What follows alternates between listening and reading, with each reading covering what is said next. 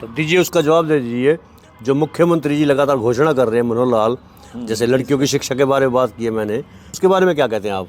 घोषणा करते हैं आज कि लड़कियों की शिक्षा चाहे वो प्राइवेट हो चाहे सरकारी हो, अभी तक सरकारी में फ्री होती है।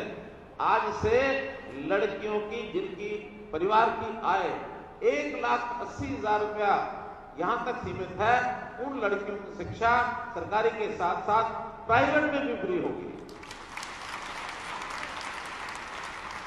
अगर प्राइवेट वालों को पैसा देना होगा तो सरकार देगी, उनको नहीं देना। और ऐसे ही 1,80,000 से लेकर के 3 लाख तक, 1,80 का मतलब महीने का 15,000, 3 लाख मतलब महीने का 25,000। सारी जनता लगभग इसमें आ जाती है। 25,000 महीने से ऊपर थोड़े से लोग होते हैं, 5-7%। ऐसे लोगों की भी 1,80 से 3 लाख के बीच में लड़कियों के पैसे अगर प्राइवेट में देने पड़ेंगे, आधे पैसे वो भी सरकार देगी प्राइवेट में। मैं अगले ही साल से जो मई से नए एडमिशन शुरू होंगे, इसमें कॉलेज में भी बच्चियों की शिक्षा, जैसे मैंने बताया, वो भी होगी। देखिए, चाहे कांग्रेस रही हो या बीजेपी रही हो, लास्ट के 6 महीने जब इलेक्शन मोड के होते हैं ना, तो ये धुआंधार घोषणाएं करते हैं। चलो बेटियों के लिए कुछ अच्छा इस खट्टर के दिमाग में आ गया। मैं तो सीधा सा इसको खटारा मुख्यमंत्री कहता हूँ। इससे खटारा मुख्यमंत्री हरियाणा का कभी नहीं हुआ। तो आज लास्ट के 6 महीने के इलेक्शन मोड में अगर इस तरह की ये लुभावनी वादे कर रहे हैं, इन्हें निभा पाएँ, मैं तो कहूँ उन बेटियों का भला हो जिन्हें कम से कम शिक्षा मिल पाए। क्योंकि हमारी पार्टी शिक्षा और स्वास्थ्य की बहुत पक्षधर रही है।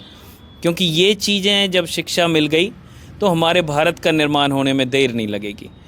पर जहाँ तक आता है बीपीएल कार्ड, हमारे पार्टी तो ना बीपीएल नहीं देखती, अगड़ी जाति नहीं देखती, पिछड़ी नहीं देखती, हिंदू नहीं देखती, मुस्लिम नहीं देखती।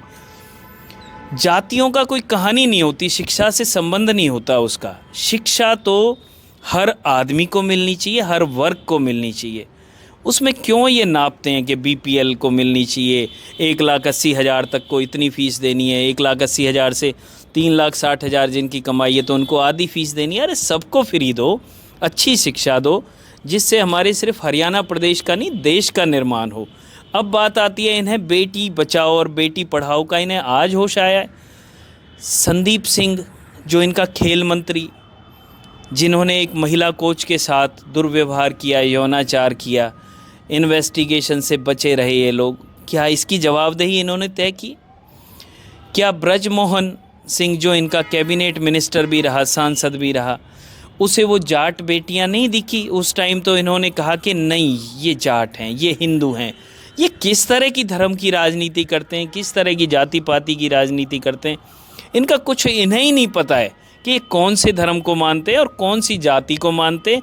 इन्हें जब इलेक्शन मोड आता है तो इन्हें ये दिखता है कि किस जाति धर्म को वोट में कन्वर्जन के लिए इन्होंने मोल्ड करना है, यूटिलाइज करना है, इस्तेमाल करना है। इन्हें बस उतना सा दिखाई देता है।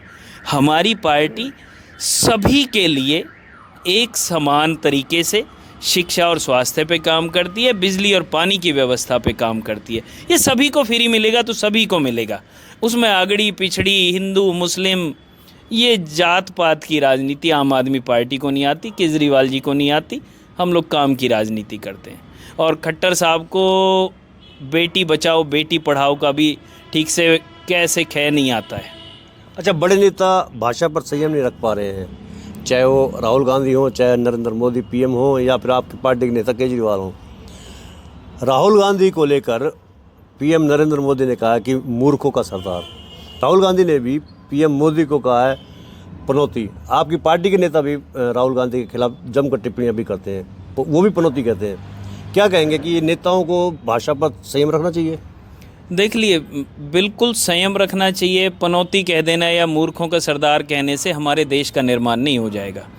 हमारे देश का निर्माण तो बस काम करने से होगा, उन व्यवस्थाओं को बदलने से होगा जिससे यहाँ पे करप्शन का बोलबाला हो गया।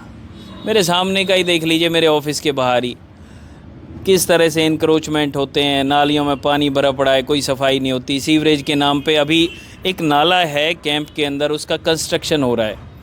इनके कान पे जूं नहीं रेंगती। उसके अंदर का अगर आपने मटेरियल देख लिया ना नाले के अंदर, थर्ड क्लास ईंटें लगा रहे हैं, मसाला उसमें नहीं लग रहा। उससे पहले कुछ दिन पहले का और भी वाक़या था, सीवर निर्माण कर रहे थे कैंप के अंदर।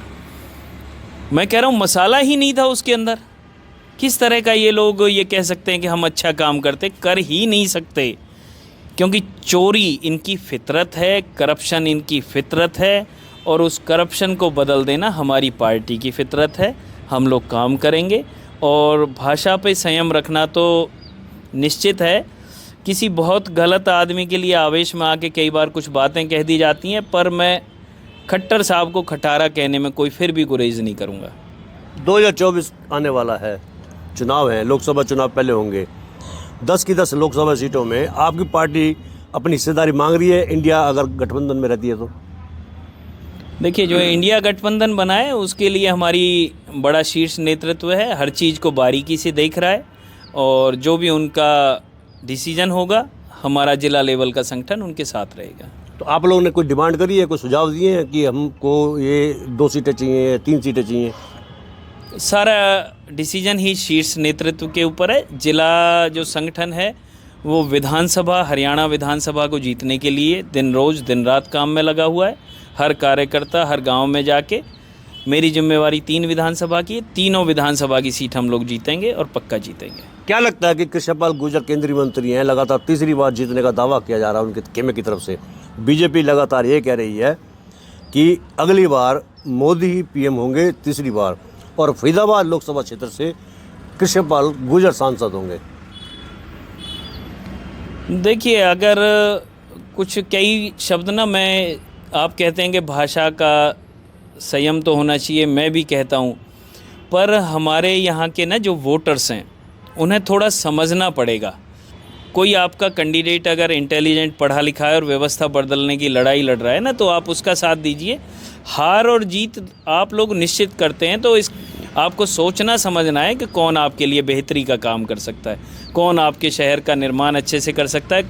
शहर का निर्माण उसे हम कहते हैं जहाँ पे जिस शहर की गलियाँ, सड़कें, नालियाँ, सीवरेज, उनके बिजली के खंभे, बिजली की सही व्यवस्था, पानी की सही व्यवस्था, और जो भी नगर पालिका के थ्रू जो काम होते हैं वो बड़ी मुस्तैदी से होते हैं, ये हमारे शहर का सही निर्माण होता है। पलवल जिले में 3 विधानसभा सीटें हैं, पलवल, होडल और हरतीन।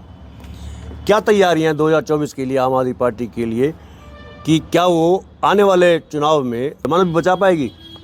क्योंकि लगातार 2 चुनाव पिछले हुए हैं, उसमें आम आदमी पार्टी के प्रत्याशियों की जमानतें जब्त हुई हैं।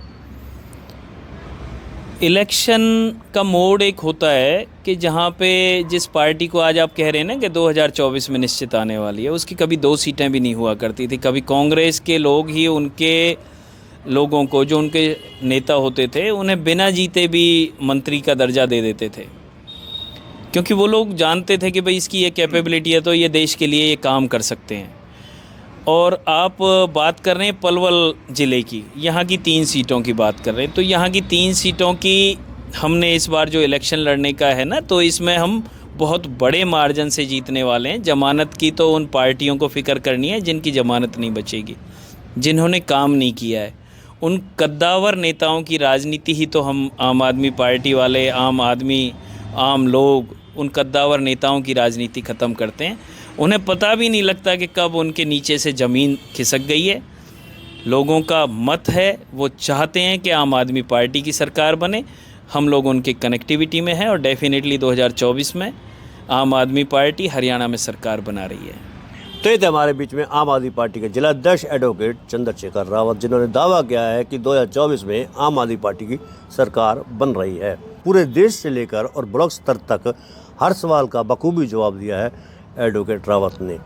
साइड में जो आप देख रहे हैं YouTube channel, Facebook page, Instagram, Twitter handle, इसको आप लाइक करें, फॉलो करें, कमेंट बॉक्स में जाके एक प्रतिक्रिया अवश्य दें। वोकल फॉर लोकल के लिए आप इतना सा सपोर्ट हमें कीजिए। धन्यवाद। जय हिंद, जय भारत।